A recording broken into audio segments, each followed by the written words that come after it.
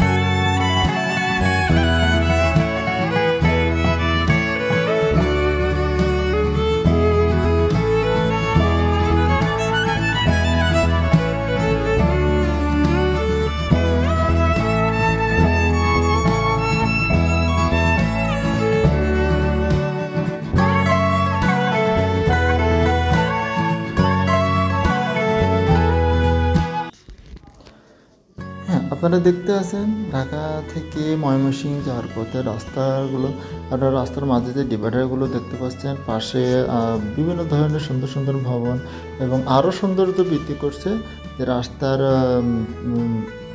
ধারের ওই পাশে আকাশটা অনেকটা নীল আকার ধারণ করছে। এটা আরও ভিডিওর কোয়ালিটিকে সুন্দর করছে।